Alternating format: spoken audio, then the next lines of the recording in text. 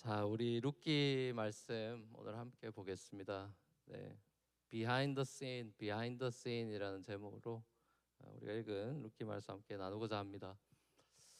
지난주에 참 공교롭게도 30년 만에 대학 동창을 만났습니다. 이 친구가 대학을 졸업하고 미국으로 이제 건너와가지고 교육학 박사를 받고 이제 교수로 지금 뉴저지에서 일하고 있고, 또 아기가 안 생기다 늦게 생겨서 하나의 엄마가 되어 있었습니다. 뉴저지 이제 살면서 동네에 있는 미국 교회에 출석하고 있다, 이렇게 얘기를 해주더라고요. 그래서 어떻게 저를 알게 됐는지 하여튼 유튜브를 봤답니다. 유튜브 설교를 남편하고 듣고, 또 이제 집에 와니까 이것저것 다 뒤지고 CGN TV 그 어메이징 그레이스 간증 출연한 그것도 다 듣고 이러면서 하여튼 연락을 와서 야 이년아, 야욕 같다 진짜. 야 이년아, 야 이년아 너 출세했더라. 이런 식으로 이제 연락이 와서 꼭 만나고 싶다고. 그래서 그러면 밖에서 어디 뭐 커피라도 마시자 뭐 이렇게 했더니 꼭 자기 집에 와서 이렇게 식사 대접을 하고 싶다 그래서 하여튼 뭐 별거 없어, 뭐 많이 안 차려. 한국 사람 다 거짓말하죠. 별거 없어. 그래 갔더니 상다리가 부서지게 막 차려놨어요. 또 막 밥을 얼마나 주는지 또 그런 데서 안 먹을 수가 없죠. 그래서 막 오버하면서 먹으니까 지금 이렇게 살이 찐 것 같습니다. 근데 아무튼 만나서 밥 먹으면서 옛날 얘기도 하고 친구들 얘기도 하고 이런저런 재밌는 얘기를 많이 나눴고, 무엇보다 저는 그 대학 시절에 얘가 신앙이 있었나 그건 잘 몰랐어요. 그 당시만 해도 운동권 마지막 시대여서 얘가 김광석 노래 기타 치면서 불렀던 그 생각만 나는데, 아무튼 그래서 이런저런 재밌는 얘기를 하는데 이제 신앙이 있었던 거죠. 그래서 집안도 신앙 집안이고, 그래서 그런 신앙적인 얘기를 하게 된 것 같습니다. 근데 얘가 하여튼 미국에서 저한테 반말한 유일한 여성도인 것 같습니다. 근데 하여튼 남편인데 공교롭게도 몇 주 전에 그 월가에서 오랫동안 일하셨는데 레이오프가 되셔서 이게 마음이 좀 심란한 그런 상태였더라고요. 그래서 이제 좀 주저하는 마음도 있었던 것 같습니다. 그래서 같이 밥을 먹다가 이제 남편분이 갑자기 위에 방으로 올라가야 된다고 올라가시더라고요. 그래서 왜 가시냐 했더니 이제 잡 인터뷰가 있다고. 그래서 이제 그 줌을 하셔야 된다고 이제 식사 끝나고 올라가셨는데, 자, 그 와중에 이제 동창과 이제 신앙적인 대화들을 이제 더 깊이 있게 많은 얘기들을 나누고, 이제 저는 그냥 집으로 돌아왔는데 나중에 이제 장문의 이제 메시지가 얘한테 온 거죠. 그러면서 너랑 나랑 그런 신앙적인 여러 가지 이야기들을 나누는 사이에 남편이 원했던 좋은 회사에서 잡 오퍼가 왔다. 그 시간에 딱 잡 파이널 오퍼를 줬다라고 하면서 그 남편분이 그 와이프한테 야, 아무리 생각해도 유 목사님이 행운을 가져다 준 것 같아. 그렇게 말했다는 거예요. 근데 이제 우리가 지난주 룻기를 읽었지 않습니까?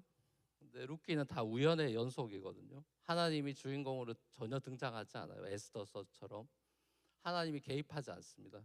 자, 그리고 우연처럼 느껴지는 이야기, 룻기는 그런 연속이고, 뭐 갔더니 보아스 바치고 뭐 이런 드라마 같은 일들이 펼쳐지죠. 이 룻기가 굉장히 짧은 책입니다. 뭐 몇 절 되지도 않는. 근데 이제 이 책이 세계 문학가들의 굉장히 호평을 받고 사랑을 많이 받아요. 예를 들면 단테, 괴테 뭐 이런 사람들이 다 좋아하는데, 단테는 룻이란 여인을 다윗의 조상으로 온유한 여인 이삭 주는 소녀로 이렇게 작품에서 묘사를 하죠.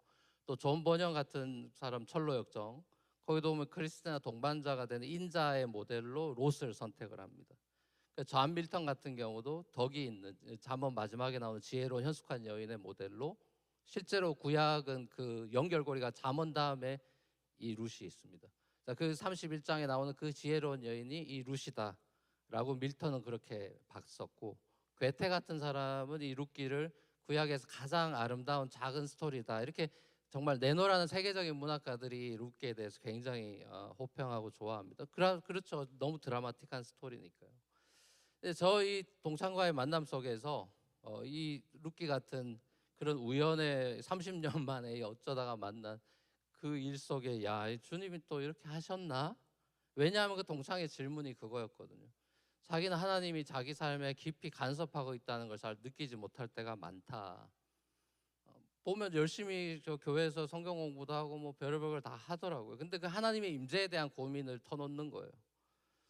이게 어떤 좋은 일이 일어나면 이게 우연인지 하나님의 간섭인지 어떻게 아냐. 그래서 남편분은 물리학 박사시니까 이제 이게 베르파이가 안 되면 안 되는 거예요. 이게 똑같은 둘이 다 그런 질문을 하는 겁니다. 너무나 공감이 되는 질문이죠. 누구나 그런 질문을 할 수 있잖아요. 그래서 저는 그거에 대한 여러 가지 이야기들을 나누면서 끝에 가서는 그러니까 신학을 공부해봐 막 이렇게 이제 신학교 할 일이 없으면 신학교 가는 거야 이렇게 이제 농담 반 이렇게 얘기도 하고 그랬었는데 아무튼 우리의 일상 삶 가운데 우리가 하나님이 느껴지지 않을 때가 사실 솔직히 많이 있죠. 자, 그럴 때에도 하나님은 함께 하시는데 우리가 못 느낄 뿐이죠. 그러니까 이 루키가 그런 거예요. 하나님이 비하인드 씬에 계신 거죠. 루키에 나오는 하나님은 앞에 어프런트로 나와 계시지 않고 비하인드 씬에 계세요. 자, 그래서 이게 참 작품성이 있는 것 같습니다. 베들레헴이란 지역에 사는 한 가정을 조명하면서 이야기가 시작되죠. 엘리멜렉 가정이죠. 이 가정이 파이낸셜 크라이시스를 맞습니다. 경제적 어려움을 겪게 돼요. 베들레헴 여러분 잘 아다시피 빵집이라는 이름의 뜻이죠. 하우스 오브 브레드. 벳은 집이란 뜻이고 레헴은 빵이란 소니까 하우스 오브 브레드. 자, 이 빵집에 빵이 떨어진 거예요. 자, 그래서 이 베들레헴에서 못 살겠다 이래서 옆에 있는 모압이란 땅으로 이제 가족이 전체가 이민을 떠나게 되죠. 자, 근데 엘리멜렉 가정이 이제 이민을 가서 10년을 거기 살았다 이렇게 돼 있는데 그 이민 10년 모압 생활 가운데 게링 월스가 되는 거예요. 왜냐하면 가자마자 가장 엘리멜렉이 죽어요. 자, 그리고 두 아들은 결혼했는데 두 아들도 차례로 죽어요. 말 그대로 진짜 집안의 남자들은 다 죽어요. 줄초상이 난 거죠. 자, 이 집안에 남은 사람이라고는 미망인이 된 나오미, 나이 많은 나오미랑 과부 여자 둘, 오르바, 룻 이렇게 나오죠. 자, 나오미의 이름의 뜻은 뭡니까? 기쁨, 플레저란 뜻이에요. 나오미의 삶이 플레저가 없습니다. 이젠 아무 낙이 없어요. 행복하려고 모압으로 잘 살려고 갔는데 완전히 불행도 이런 불행이 없습니다. 자, 그래서 이제 완전히 쫄딱 망하고 빈털터리가 돼서 다시 고향으로 귀국하게 되죠. 그때 이제 며느리였던 오르바는 안 되겠다 싶어서 그냥 자기 집 친정으로 가버렸고 이 며느리 룻 하나 남은 룻이 나는 시어머니 따라갈게요 그러면서 자기 고향을 등지고 베들레헴 이 룻이 이민을 선택하게 되죠. 너무나 신기한 장면입니다. 룻은 왜 굳이 이렇게 힘든 선택을 한 걸까? 요즘 사람들은 아마 이거 진짜 이해가 안 될 거예요. 시댁의 시자도 들으면 막 알레르기 반응이 있는데 아니 왜 도대체 이 딴 나라까지 시어머니를 쫓아가나? 자기 살림 따로 그냥 모압에서 살면 되지. 더더군다나 하나님의 심판처럼 느껴지는 이 암울한 집안 분위기 속에서 모압 이방 여인이었던 룻이 어떻게 해서 이런 신앙적인 결단을 하게 됐을까? 왜냐하면 이게 요가 마이갓이라는 표현을 하잖아요. 어머니의 하나님을 받아들이는 그런 뉘앙스가 나온단 말이죠. 자, 그러니까 이게 굉장한 아이러니죠. 왜 아이러니입니까? 옛날이나 지금이나 보통은 예수 믿고 집안이 잘 돼야 전도가 잘 되죠. 예수 믿고 지금 집안이 망했단 말이죠. 자, 근데 룻은 예수를 믿게 되는 시기 되는 거죠. 자, 이게 희한한 거죠. 집안이 쫄딱 망하고 남편 죽고 다 죽어. 남자 아무도 없어. 사별 인생의 밑바닥이죠. 내가 왜 이 집에 시집 와가지고 내가 이 고생하나 이러면서 돌아서서 가도 돼. 그게 정상인데 그렇게 하지 않았단 말이죠. 여호와를 만나버렸어요. 룻이 어떻게 신앙을 가지게 됐을까? 룻의 대사를 보면 조금은 짐작이 되는 것 같습니다. 시어머니를 붙쫓아서 다바크 했을 때, 제가 죽게 다바크 몇 주 전에 설교했을 때 그 다바크 클링투 그 단어가 이 룻에게 쓰였죠. 나오미에게 나는 어머니를 따라갈 거예요. 딱 달라붙죠. 그때 히브리어로는 딱 네 단어로 돼 있어요. 영어도 간단하게 돼 있습니다. Your people, my people, your God, my God. 자, 이렇게 하면서 대사를 날려요. 짧은 대사를. 룻이 나오미 집안에 시집 와서 시어머니의 그 평소 행동을 보면서 영향을 받은 거 외에는 뭐 여호와를 믿을 수 있는 건 없겠죠. 누가 뭐 전도할 리가 없으니까요. 모압이니까요. 자, 그러니까 나오미를 보면 이 최악의 상황 아닙니까? 이 정도 되면 여호와를 떠나야죠. 아, 이거 예수 믿고 내가 진짜 쫄딱 망했네 이러면서 이제 신앙을 버려야 되는데 여호와를 원망하는 장면이 1장에는 나와 있지 않아요. 제가 보기에 원망을 아예 안 했다 싶진 않습니다. 이 정도 되면 뭐 원망을 안 할 리가 없겠죠. 자, 원망을 했겠지만 그러나 1장에 기록되어 있는 나오미의 모습은 자신의 잘못을 뒤돌아보면서 뉘우치는 그런 장면이 기록되어 있어요. 자, 그러니까 루시 옆에서 봤을 때, 야, 이런 상황에 왜 나오미는 여호와 신앙을 버리지 않을까 하면 생각이 복잡해지지 않았겠습니까? 특별히 고대 사회에는 철저하게 인과응보로 신과의 관계가 디스크라이브가 돼 있기 때문에 상 주면 잘하는 거고 벌 주면 잘못된 거기 때문에, 자, 그리고 그 관계에서 뭐가 틀어지고 하면 신을 버리기도 하고 이런 상황인데 나오미는 그렇게 하지 않은 거죠.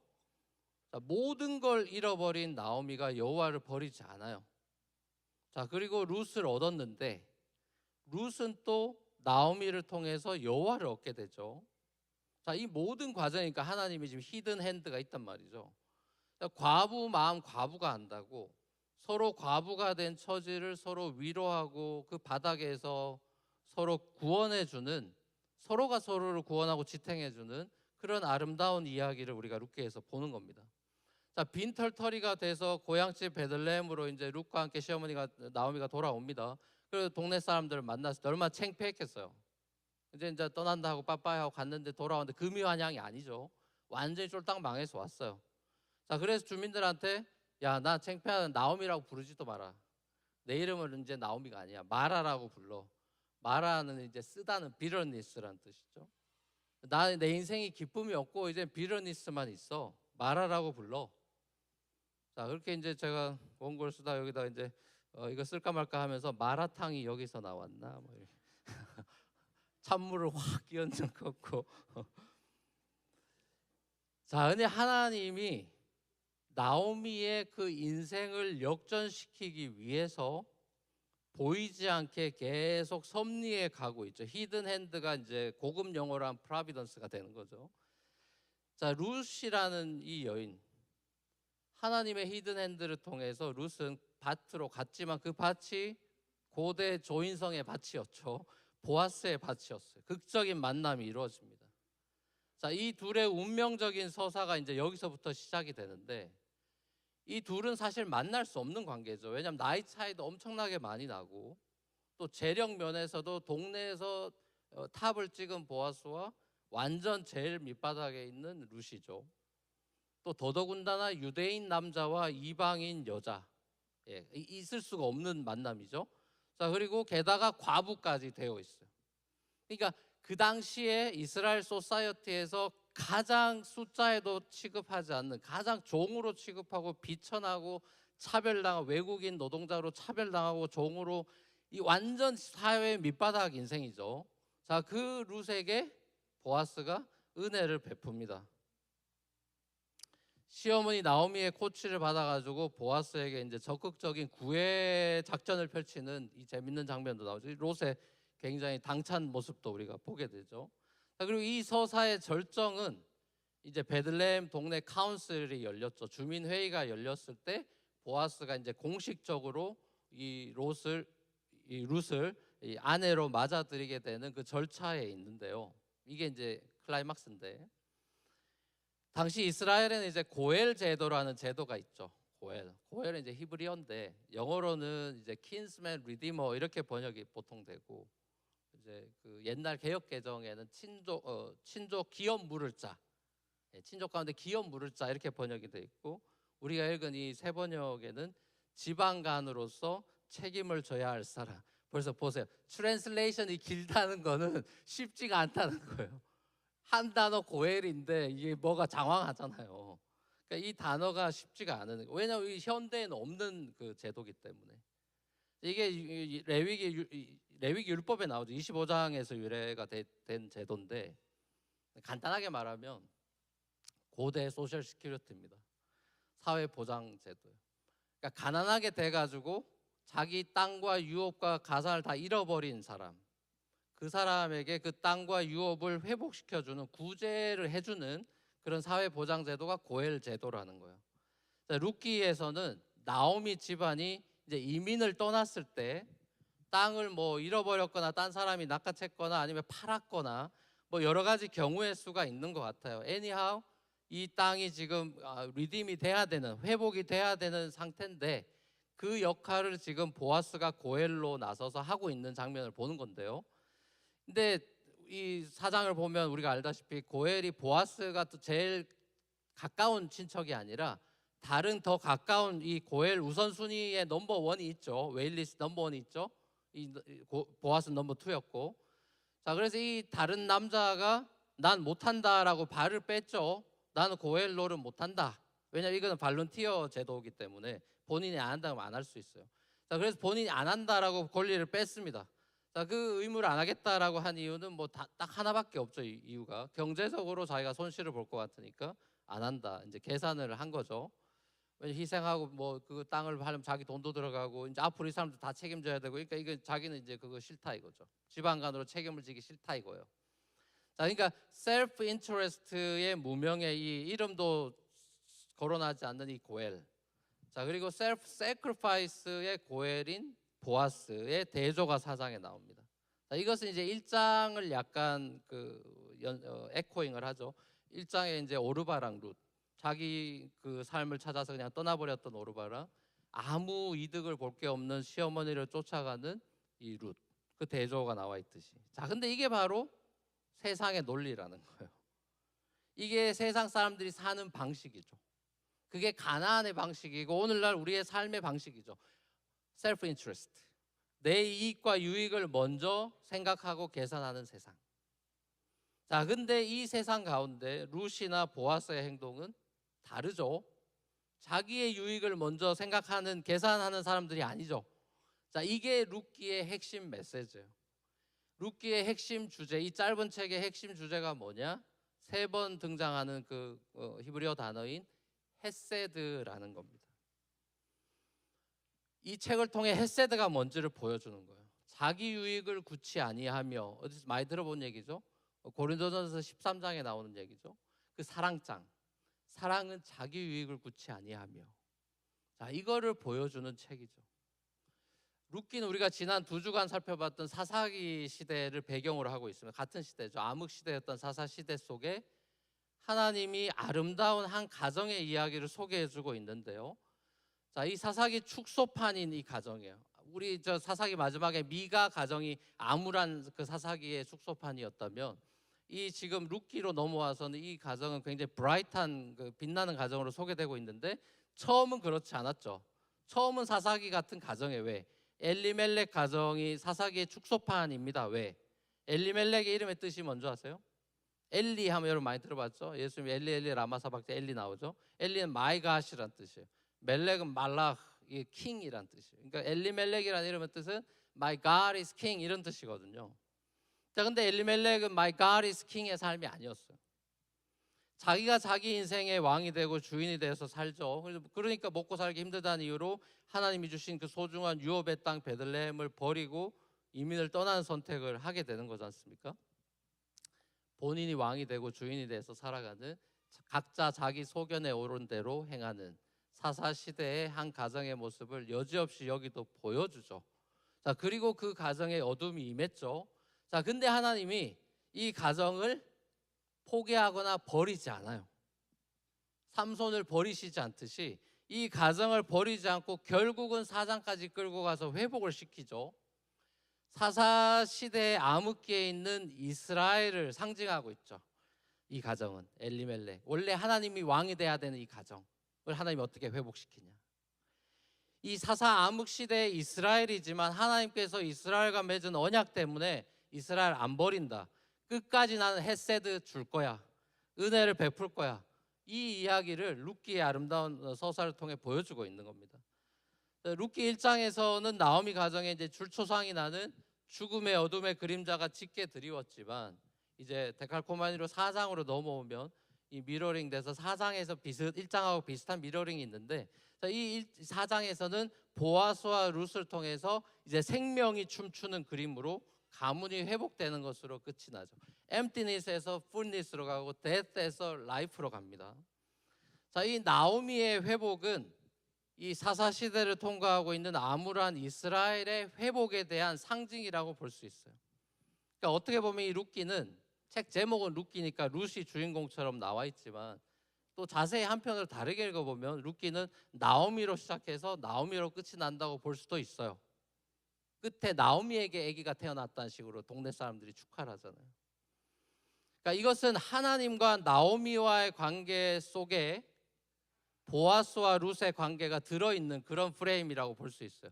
큰 프레임은 나오미와 하나님과의 관계, 자, 그 안에 보아스와 룻의 관계가 보석처럼 들어있는데, 자, 이걸 이제 신약의 렌즈로 다시 재해석을 해본다고 하면 하나님과 나오미의 관계는 성부 하나님과 우리의 관계죠.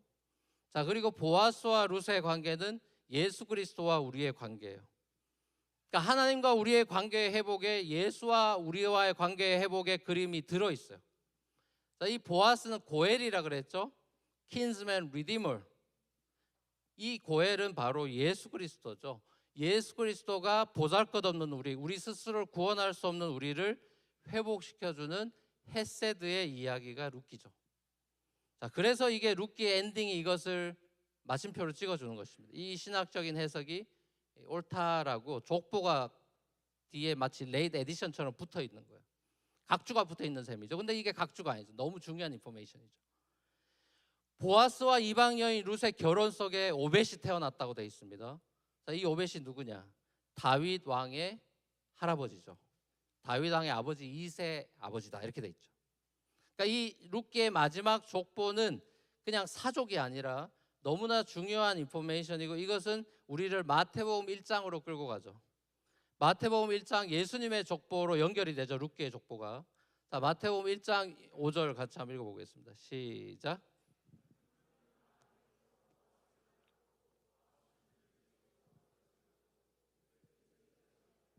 네, 여러분 이거 요수아서 우리 할 때 한번 읽었는데 기억 못하시죠?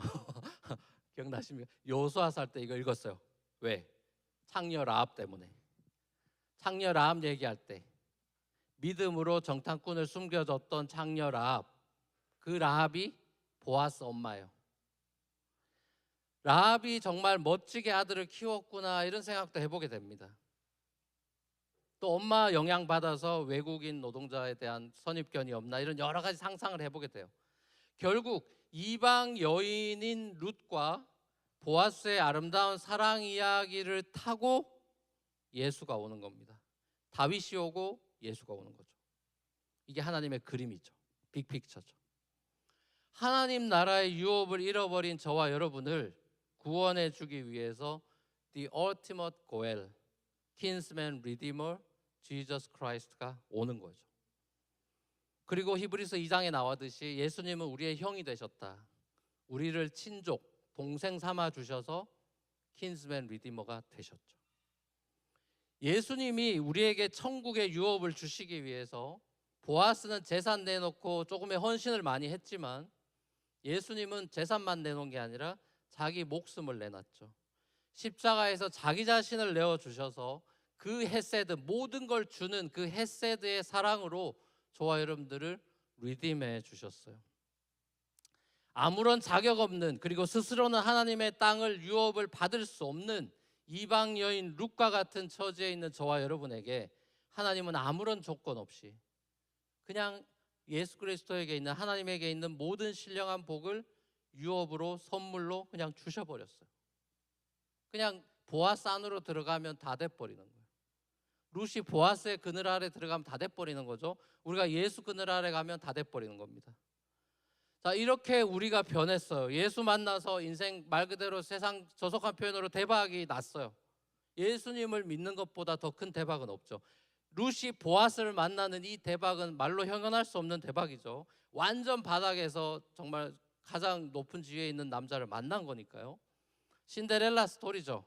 자, 우리가 그 주인공이죠.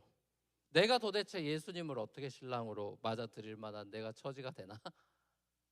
내가 어떻게 예수님을 감히 신랑이라고 부를 수 있고 나의 가장 베스트 프렌드라고 내가 어울려야 말이죠. 자, 그럼에도 불구하고 우리를 그런 신분으로 변화시켜 주셨어요. 그 놀라운 헤세드로 인하여.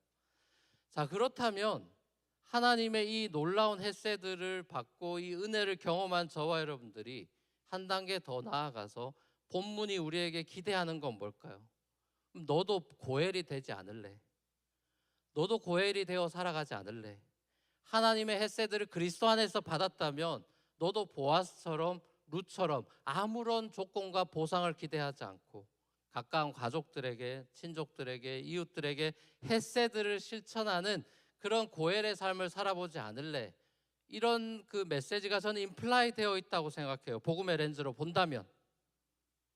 가난한 이웃들, 안전한 삶의 터전을 잃어버린 이웃들에게 물질을 나누는 희생을부터 시작해서 예수님이 십자가에서 우리에게 모든 것 내어주신 그 은혜의 삶을 너도 살아가지 않을래? 라는 그 메시지가 이것조차도 숨어 있다고 생각합니다. 이스라엘이 살아가던 그 가나안 땅은 우리가 여호수아서에서 계속 봤지만 사실은 디드의 그 주인은 여호와로 돼 있죠. 하나님의 땅이에요. 하나님이 모든 지파에게 선물로 준 땅이에요. 그리고 이 이스라엘 지파는 사실 영구적으로 리스를 받은 상황이죠. 자기 땅이 아니에요. 자기 땅 태어났을 때부터 그 땅에 살았던 게 아니죠. 하나님이 집어넣어준 땅이죠. 그러니까 이건 누구도 자기 거라고 주장할 수 없는 땅이에요. 그것을 하나님이 다시 리마인드를 어떻게 시킵니까? 50년이 되면 리셋 버튼이 눌러지죠. 이어 오브 주빌리. 희년이 되면 아무도 자기 땅 그 다 갖고 이거 돈 내가 더 벌었다 이거 못합니다. 자기 땅으로 다 돌아가야 돼요. 그게 희년의 리셋 버튼이 눌러지는 거죠. 왜요? 하나님은 내 나라에는 가난한 사람 아무도 없게 해라. 이게 율법의 메시지예요. 하나님의 샬롬의 복이 들어있는 것이 율법인데, 자, 이 복이 셀프 인트레스트, 사람들은 셀프 인트레스트와 셀피시하니까 셀프 센터 돼 있으니까 오늘 본문에 나오는 그런 다른 고엘처럼, 자, 그런 사람을 통해서는 이 하나님의 복이 흘러가지 않는 거죠. 그 샬롬이 이루어지지 않죠. 이 하나님의 뜻이 샬롬이 이루어지려면 보아스처럼 또 예수 그리스도처럼 셀프 세크리파이스를 통해서 자기를 부인하고 자기 십자가를 지는 삶을 통해서 누군가를 구원해내는 이 헤세드의 삶을 통해서만 이 하나님의 통치와 샬롬이 이루어진다. 이걸 우리는 보는 거예요. 하나님의 땅이 어떻게 회복되는지, 이 세상의 회복이 이 작은 가정, 이 한 사람의 변화와 한 인생의 변화로부터 출발하는 그림을 보는 겁니다. 그 그림에서 예수까지 가는 거죠. 보아스와 룻의 아름다운 사랑의 이 헌신이 온 인류를 구원하는 예수 그리스도의 큰 그 거대한 메타 내러티브 안으로 빨려 들어가는 거죠. 이 퍼즐 한 조각이죠. 똑같아요. 저와 여러분들의 보잘것없는 삶, 그리고 매주 쳇바퀴 도는 것 같은 삶, 그리고 교회 봉사도 다 그냥 맨날 하는 것 같은 거 하는 것 같고, 뭐 저도 마찬가지고 별 의미가 없는 것처럼 착각할 수 있는, 그래서 넘될 수도 있고 또 때론 지루할 수도 있고 직장 생활이 뭐 다 그렇죠. 자, 그런 삶 속에서 내가 하는 게 이게 뭐 하나님 나라의 보탬이 되나 싶은 이런 것들 속에서 하나님은 그 퍼즐을 맞춰가고 계시죠. 그래서 장차 오실 그리스도에서 이 하나님의 나라의 이야기가 완성되게 해버리시죠. 여러분, 우리의 생각과는 달라요. 내 이거 별 볼 일 없는 이 삶 뭐가 소용이 있어? 이건 우리 생각이죠. 심지어 우리가 망해버린 삶도 하나님에겐 들려지는 이야기의 재료가 됩니다. 여러분, 슬픈 이들 우리 주변에 눈만 조금 열면 많이 있죠. 자식을 잃은 슬픔에 있는 사람들, 직장을 잃은 사람들, 한국에는 이주민 많은 노동자들이 있죠. 자, 그런 사람들의 눈에서 눈물을 닦아주시고 마라의 고통이 더 이상 없는, 비러니스가 아닌 이제는 생명이 춤추는, 그래서 그 하나님 나라의 샬롬과 기쁨이 정말 누려지는, 자, 그 샬롬이 우리 고엘 대신 예수 그리스도께서 다시 오시는 날에 이루어질 거라고 약속한 책이 요한계시록 성경의 피날레죠. 우린 그 피날레를 기다리고 있습니다. 사랑하는 우리 뉴프런트 교회 성도 여러분, 하나님이 오늘도 저와 여러분들의 먼데인 라이프 속에 계십니다. 여러분의 좌절 속에 계시고요. 여러분의 고민 속에 계시고 여러분의 그 절망 속에 하나님이 비하인드 더 씬에 계십니다. 우리가 잘 인식을 못하죠. 우린 자극적이어야 인식을 하니까 자극적인 일이 벌어지지 않으면 하나님을 잘 인식 못해요. 그러나 하나님은 멀쩡히 계십니다. 사망의 음침한 골짜기를 지나가서 하나님이 없는 순간인 것 같아도 하나님은 계시고 선한 목자시고 여러분을 끌고 아버지 집으로 갈 겁니다. 마라 같은 내 삶을 나오미의 기쁨으로 역전시키실 충분한 실력을 갖추신 그 주님을 여러분들은 날마다 기대해도 좋아요. 바라보셔야 돼요. 그 영광의 나라에 우리가 이를 겁니다. 우리 실력으로는 못 가지만 보아스 실력으로 룻이 리딤이 되고, 우리 실력으로는 기쁨이 안 되지만 하나님의 실력으로 말하는 나오미가 되는 겁니다. 성경은 그 얘기를 하는 거예요. 믿음의 주여 또한 온전케 하시는 예수를 바라보자고 얘기를 하는 것입니다.